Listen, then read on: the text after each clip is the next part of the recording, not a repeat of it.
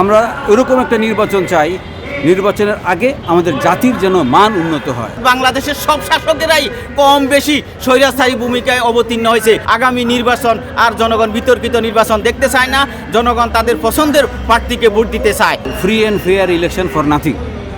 Free and fair election হচ্ছে কিন্তু কোনো রেজাল্ট নাই, যা ছিল তাই। আরেকটা হচ্ছে free and fair election for something, যে ফ্রি অ্যান্ড ফেয়ার ইলেকশন করব যাতে একটা রেজাল্ট পাই। আমরা দুই রকম ইলেকশনই করেছি, ফ্রি অ্যান্ড ফেয়ার ইলেকশনও করেছি, ফ্রি অ্যান্ড ফেয়ার ইলেকশন মানে হয় নাই ওইরকম ইলেকশনও করেছি, কিন্তু রেজাল্ট সব ক্ষেত্রেই কিছু হয় না। রেজাল্ট আগের মতোই রয়ে গেছে। কেন? আমাদের জাতীয় চরিত্র কনস্ট্যান্ট রয়ে গেছে।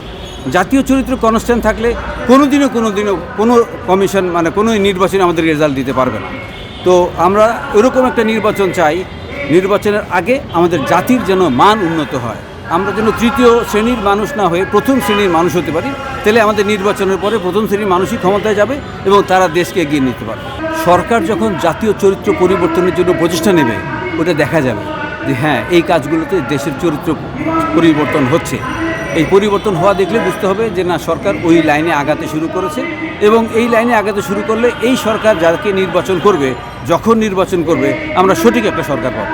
বাংলাদেশের জনগণের দীর্ঘদিনের আশা আকাঙ্ক্ষা যে এই দেশে জনগণের ভোটাধিকার প্রতিষ্ঠা হবে, জনগণ নির্বিঘ্ন পরিবেশে তাদের ভোটাধিকার প্রয়োগ করতে পারবে। আপনারা জানেন যে আমি 2018 সালে ভোটাধিকারের দাবিতে টেকনাফ থেকে তেঁতুলিয়া পায়ে হেঁটে পদযাত্রা করেছিলাম। আমি ভোটাধিকারের দাবিতে ভোটের বাক্স নিয়ে 66 জেলার ডিসি সাহেবদেরকে স্মারকলিপি দিয়েছিলাম।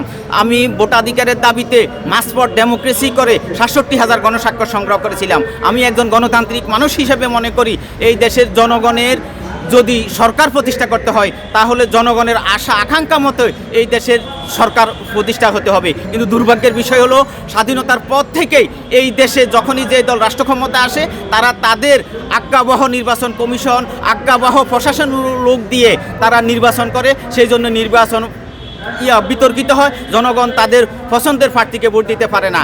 অন্তর্বর্তী সরকারের কাছে জনগণের প্রত্যাশা, তারা যেন একটি সুষ্ঠু সুন্দর পরিবেশে ভোটের পরিবেশ সৃষ্টি করে, জনগণ যেন তাদের ভোটাধিকার প্রয়োগ করতে পারে। কারণ বাংলাদেশের জনগণ দীর্ঘদিন যাবৎ বাংলাদেশে যে নির্বাচনগুলো হয়েছে, প্রত্যেকটা নির্বাচনে বিতর্কিত হয়েছে। আগামী নির্বাচন আর জনগণ বিতর্কিত নির্বাচন দেখতে চায় না, জনগণ তাদের পছন্দের প্রার্থীকে ভোট দিতে চায়।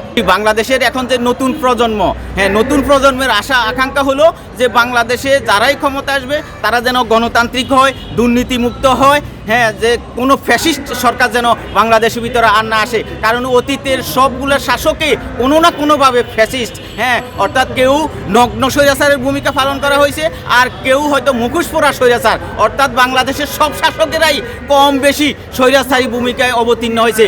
বাংলাদেশের নতুন প্রজন্ম আর কোনো স্বৈরাচারী শাসন দেখতে চায় না, বাংলাদেশের নতুন প্রজন্ম আর কোনো ফ্যাসিস্টকে তারা দেখতে চায় না। তারা বাংলাদেশের সত্যিকার অর্থে জনপ্রতিনিধি দেখতে চায়, জনগণের আশা আকাঙ্ক্ষার সরকার তারা দেখতে চায়। এই মুহূর্তে বাংলাদেশের সম্ভাবনা বলতে কি, জনগণ মনে করতেছে বাংলাদেশের রাজনীতিতে সবচেয়ে বড় দুইটা শক্তি হলো আওয়ামী লীগ এবং বিএনপি। প্রত্যেকটা ঘরে ঘরে আওয়ামী লীগ এবং বিএনপির সমর্থক আছে, আর অন্যান্য যে রাজনৈতিক দলগুলা তাদের অত বেশি কোনো সমর্থক নাই। হয়তো তাদের যত ভোটার তত সমর্থক, কিন্তু একটা সমাবেশে হয়তো অন্যান্য দলগুলো যখন সারা দেশ থেকে লোক আনে, হয়তো 2,000, 5 লাখ 10 লাখ লোক দেখানো যায়, এটাই তাদের সবচেয়ে বড় সম্বল। কিন্তু বাংলাদেশের প্রত্যেকটা ঘরে ঘরে আনাছে কোনো দলের পুরা জনপ্রিয়তাও নাই, পুরো ভোটও নাই। কিন্তু আওয়ামী লীগ বিএনপির প্রত্যেকটা জায়গায় প্রত্যেকটা ঘরে ঘরে আওয়ামী লীগ বিএনপির ভোট আছে। যদি বাংলাদেশের নির্বাচন যদি সুষ্ঠু করতে হয়, বাংলাদেশের নির্বাচন